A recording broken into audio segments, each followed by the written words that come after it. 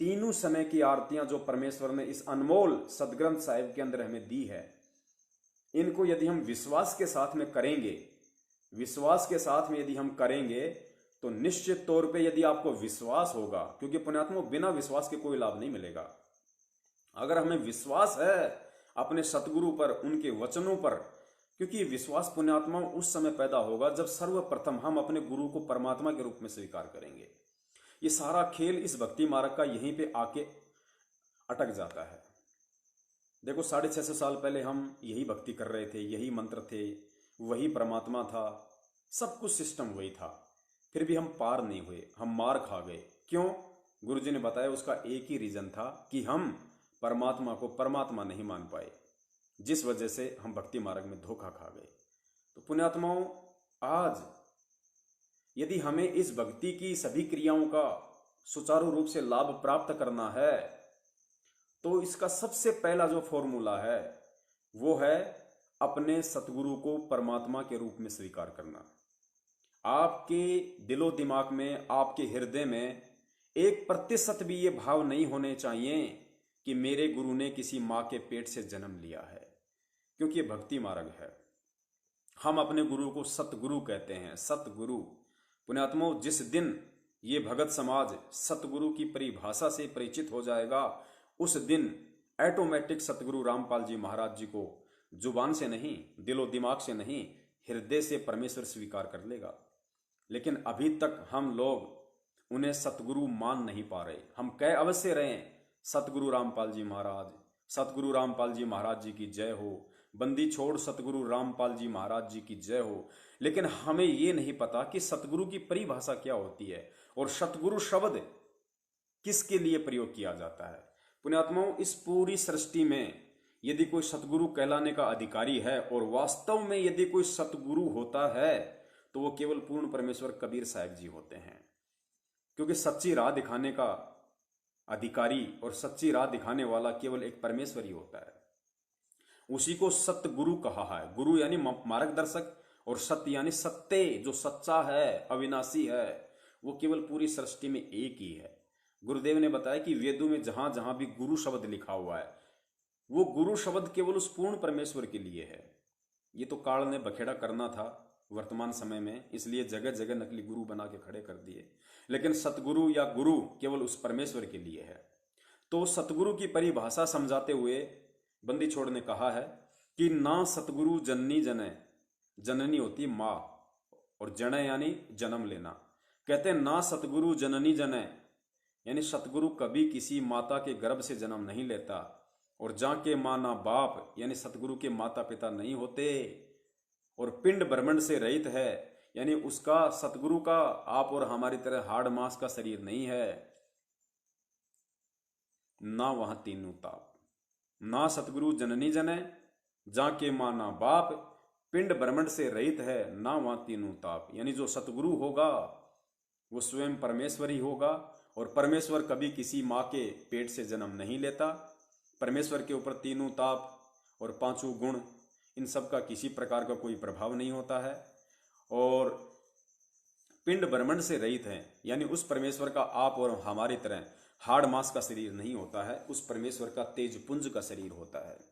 पुण्यात्माओं, आपको जो हिसार जेल में दिखाई दे रहे हैं सतगुरु रामपाल जी महाराज जी, हमें हमारी चरम दृष्टि से उनका शरीर हाड़ मांस का दिखाई दे रहा है, लेकिन दरअसल उनका हाड़ मांस का शरीर नहीं है। परमेश्वर तेज पुंज के शरीर से आते हैं, ये उनका विधान है। अब आने को तो ये लीला 650 साल पहले कबीर साहिब जी ने भी की थी। वो भी इसी तरह से एक सतगुरु का रूप बना के आए थे, आप और हमारा जैसा शरीर दिखाई देता था।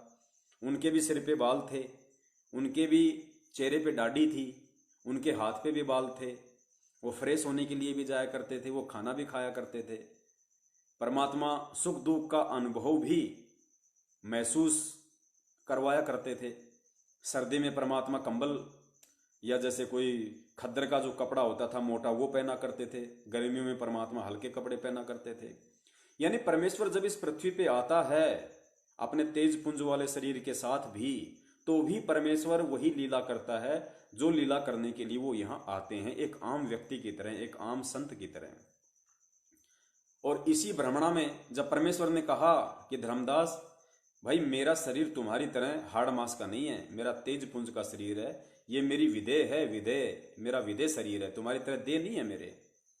विदेह यानी विलक्षण देह, विलक्षण शरीर, तेज पुंज का शरीर है, हाड़ मांस का नहीं है।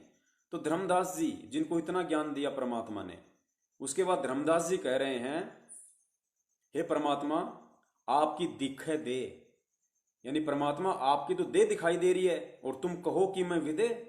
आप कह रहे हो कि मैं विदेह हूं जबकि आपकी तो देह दिखाई दे रही है, सामने खड़े हो परमात्मा हमारे जैसे। तो पुण्यात्माओं वो परमेश्वर कबीर साहब उस समय भी इसी तरह से एक शरीर में आए थे जिस प्रकार आज सतगुरु रामपाल जी महाराज जी आए हुए हैं। उस समय धर्मदास जी को विश्वास नहीं हुआ, लेकिन पुण्यात्माओं आज इतने प्रमाण, इतने सबूत, इतने शास्त्र, ये सब कुछ देखकर समझकर आज हमने यकीन करना पड़ेगा। यदि हमने सतलोक जाना है तो सबको बाउंडेशन नहीं है, सबको बाध्यता नहीं है कि वो उन्हें परमात्मा माने। उन्हें परमात्मा केवल वही मानेगा, उनका शरीर तेज पुंज का वही मानेगा जो भक्ति युक्त आत्मा होगी, जो उनकी हंस आत्मा होगी, जो उनका पक्का हीरा होगा, जो उनका युगों युगों का माल होगा। जैसे मीराबाई के लिए गुरुजी ने बताया कि मीराबाई युगों युगों से भक्ति करती आ रही थी परमेश्वर की, वो पहलवान थी, रेसलर थी वो भक्ति मार्ग की। तो भाई सतगुरु रामपाल जी महाराज जी को सतगुरु कहने से पहले हमने अपने हृदय से उनको सतगुरु मानना पड़ेगा, वरना आप चाहे लाख उनको सतगुरु सतगुरु कहते रहो, सतगुरु सतगुरु कहने मात्र से हम उन्हें परमात्मा के रूप में स्वीकार नहीं कर पाएंगे।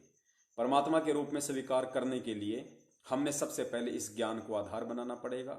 सारे प्रमाणों को, सारे सबूतों को मद्देनजर रखते हुए हमें वर्तमान समय में साक्षात कबीर परमेश्वर को ही सतगुरु रामपाल जी महाराज जी के रूप में इस पृथ्वी पर प्रकट हुआ हृदय से स्वीकार करना पड़ेगा।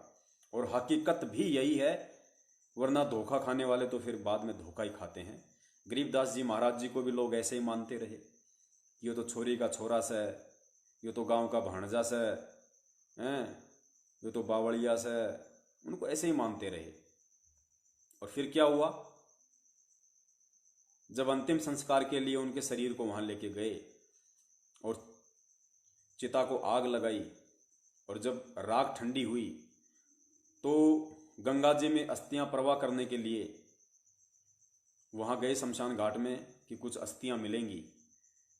आज उस सदग्रंथ साहिब की भूमिका में लिखा हुआ है कि जब वहां लोग गए तो परमात्मा की चिता से अस्थियां नहीं मिली। फिर लोगों ने लिखना शुरू कर दिया, बातचीत शुरू हो गई कि गरीबदास जी महाराज जी तो स्वयं परमात्मा थे, उनका तो तेज पुंज का शरीर था, वे तो सौद स्वरूपी परमात्मा थे, भाई हम तो धोखा खा गए। तो पुण्यात्माओं परमेश्वर ने सत्संगों में ये बातें क्यों बताई कि पुण्यात्माओं वो परमात्मा ठीक इसी तरह लीला करेगा पिछली पीढ़ी में। जिस प्रकार गरीबदास जी महाराज जी एक जॉइंट फैमिली में आए, ठीक उसी प्रकार सतगुरु रामपाल जी महाराज जी भी आज एक जॉइंट फैमिली में आए हुए हैं। जिस प्रकार गरीबदास जी महाराज जी ने लीलामय तरीके से रानी माता जी के गर्भ से प्रकट होने की लीला की, दुनिया को लगा कि उन्होंने जन्म लिया है, ठीक उसी प्रकार संत रामपाल जी महाराज जी इंद्रोमाई जी के गर्भ से प्रकट होने की लीला कर रहे हैं। और दुनिया को तो छोड़िए, 90% भक्तों को भी यकीन नहीं है कि वो प्रकट हुए हैं, उन्हें जन्म लिया हुआ ही मान रहे हैं। गरीबदास जी महाराज जी के पिताजी थे बलराम जी, सतगुरु रामपाल जी महाराज जी के पिताजी नंदराम जी। गरीबदास जी महाराज जी के भी बाल बच्चे थे, उनकी 4 संतान थी या 6 थी जैसा गुरुजी बताते हैं, 2 लड़के 2 लड़कियां 4 थी। ठीक उसी प्रकार सतगुरु रामपाल जी महाराज जी के भी 4 संतान हैं, 2 लड़के 2 लड़कियां। गरीबदास जी महाराज जी के भी रिश्तेदार थे, आज सतगुरु रामपाल जी महाराज जी के भी रिश्तेदार हैं। फर्क केवल इतना है, अंतर यदि कोई है तो केवल इतना है कि उस समय गरीबदास जी महाराज जी ने सैकड़ों चमत्कार किए, सैकड़ों प्रत्यक्ष लीलाएं की, और आज सतगुरु रामपाल जी महाराज जी सैकड़ों नहीं बल्कि हजारों लीलाएं कर चुके हैं और हजारों चमत्कार अपने भक्तों को दिखा चुके हैं। फर्क इतना है कि गरीबदास जी महाराज जी ने आमने सामने किया, संत रामपाल जी महाराज जी साइलेंट रूप से कर रहे हैं, सूक्ष्म रूप से कर रहे हैं। क्यों? क्योंकि समय का अंतर है। वो समय 350 साल पहले का था, ये समय पिछली पीढ़ी का है। उस समय ज्ञान को आधार बनाना इतना आवश्यक नहीं था। उस समय चमत्कार दिखाने इसलिए जरूरी थे क्योंकि वो भक्ति युग नहीं था। भक्ति युग आज स्टार्ट हुआ है सन 1994 के बाद।